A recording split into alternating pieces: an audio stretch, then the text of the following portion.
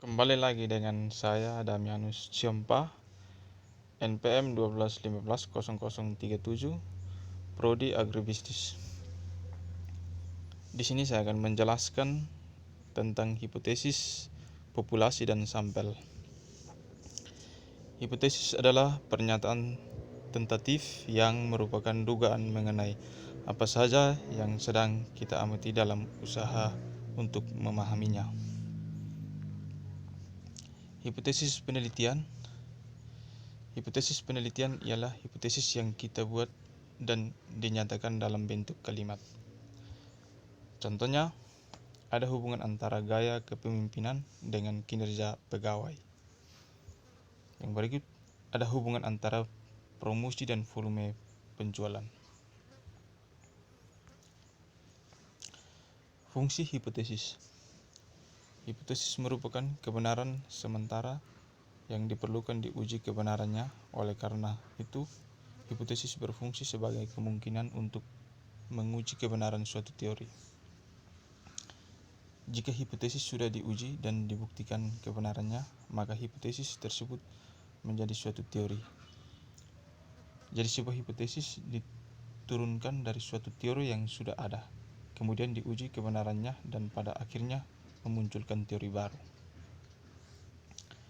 Pertimbangan dalam merumuskan hipotesis harus dapat diuji secara empiris.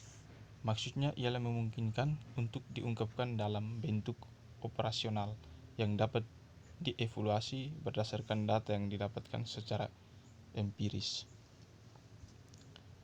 Sebaiknya hipotesis jangan dicerminkan unsur-unsur moral, nilai-nilai atau sikap.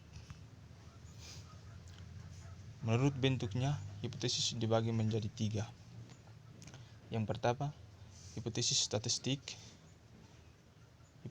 Hipotesis statistik merupakan jenis hipotesis yang dirumuskan dalam bentuk notasi statistik. Cara merumuskan hipotesis. Cara merumuskan hipotesis ialah dengan tahapan sebagai berikut. Rumusan hipotesis penelitian, hipotesis operasional, dan hipotesis statistik. Uji hipotesis. Hipotesis yang sudah dirumuskan kemudian harus diuji. Yang berikut, pengujian ini akan dibuktikan H0 atau H1 yang akan diterima. Yang berikut, jika H1 diterima, maka H0 ditolak. Artinya ada hubungan antara cara memberikan instruksi terhadap bawahan dengan tinggi rendahnya pemasukan perusahaan. 2 jenis kekeliruan yang kadang disebut oleh peneliti, yaitu menolak hipotesis yang seharusnya diterima.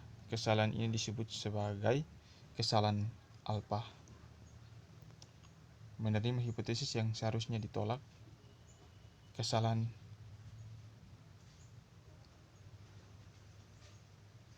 ini disebut sebagai kesalahan alfa. Menerima hipotesis yang seharusnya ditolak. Kesalahan ini disebut sebagai kesalahan beta.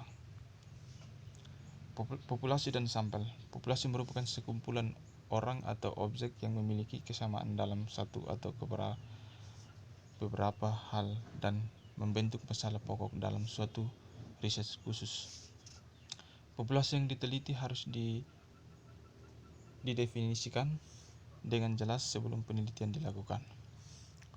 Sampel adalah semacam miniatur mikrokosmes dari populasinya. Sampel merupakan sebagian kecil dari suatu populasi. Populasi merupakan suatu wilayah generalisasi yang terdiri atas objek atau subjek yang mempunyai karakteristik tertentu dalam mempunyai keempatan yang sama untuk dipilih menjadi. Sekian dan terima kasih.